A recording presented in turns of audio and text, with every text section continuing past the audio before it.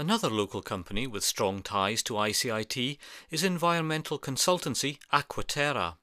Managing Director Gareth Davis, as well as employing ex-ICIT students, is looking to develop student placement opportunities.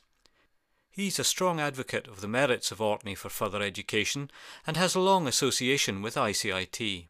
I was one of the original team that came to Stromness in 1990 to open up ICIT, and from that time we've really realised the opportunities that surrounded being based in Orkney, where we could learn about the problems that island communities have, that remote communities have, but in the context of a very vibrant community and particular attributes in terms of renewable energy, the oil and gas industries and such like. The experience that we've been able to gain in Orkney has been able to be applied not only locally to find solutions to local problems, but also nationally and indeed around the world. And we've carried out studies in the Caspian, in the Far East, in the Faroes, in the Falklands, in Africa, in the Mediterranean, which has really drawn on the experience that's been gained in Orkney and then applied them to these international places. So Orkney is a prosperous and vibrant business environment. But there's much more to the islands than this, and we need to move on now and think more about what you'll do when you're here. This is the old Academy building in Stromness, where ICIT is located. Professor John Side has been part of ICIT right from the start.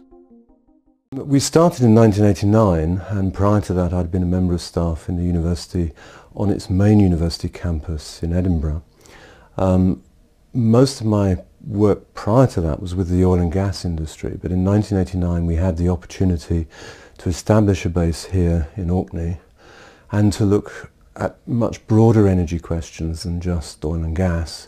And of course one of our major initiatives since 1989 has been the championing and promotion of renewable energy, particularly marine renewable energy sources.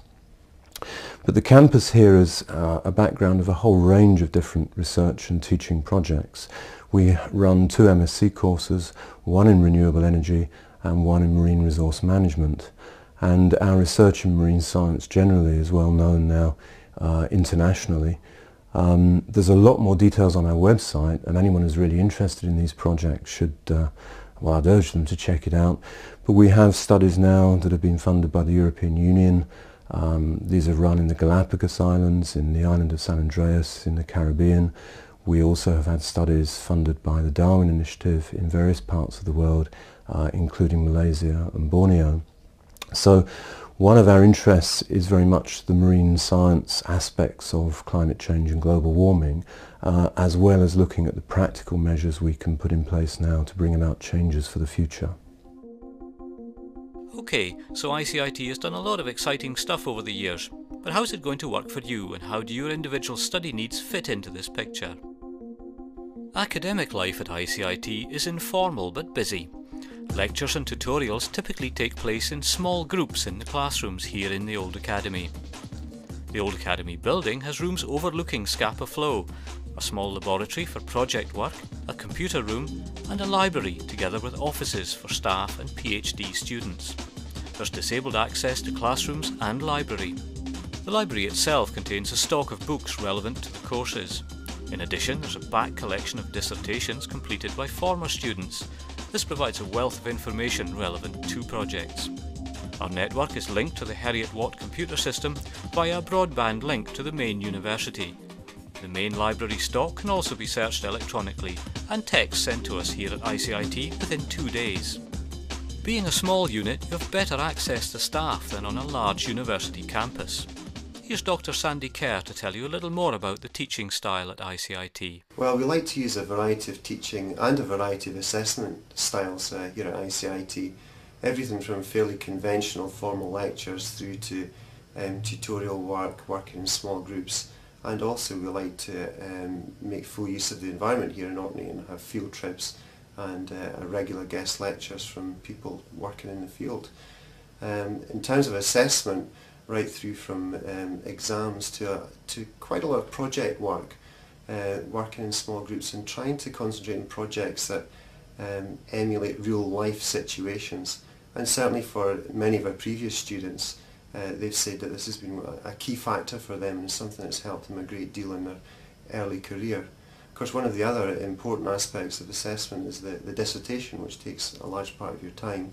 It's individual project work for the last 2 terms.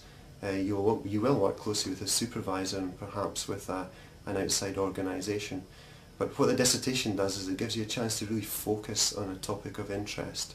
And perhaps more than anything else, that can be a springboard into a future career. Accommodation and welfare are of course important considerations. Eileen Mackay is the Resident Accommodation and Welfare Officer based here at ICIT. First of all, it's actually finding the accommodation in Stromness. I leased the accommodation on behalf of the university. The accommodation is not uniform standard university accommodation. It's the nature of Stromness. We have 2, 3, 4 bedroomed properties, and once the accommodation is leased, I send out accommodation leaflets to students.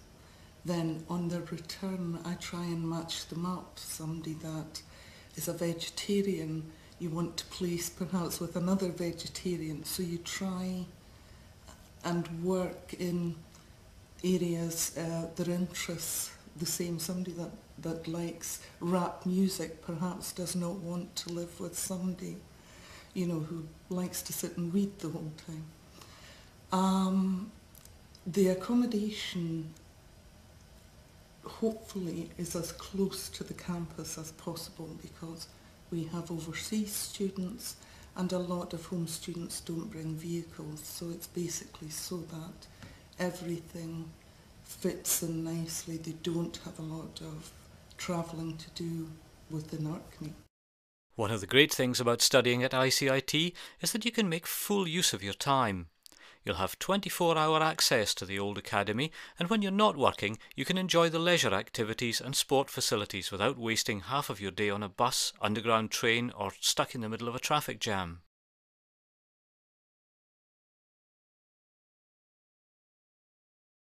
Sarah Wade, another former student, loved the diving in Orkney and has settled in Stromness and channelled her enthusiasm into a thriving business. The master's degree finished beginning of September, and all my friends had all of September then to explore Orkney and look around, whereas I did my commercial dive course.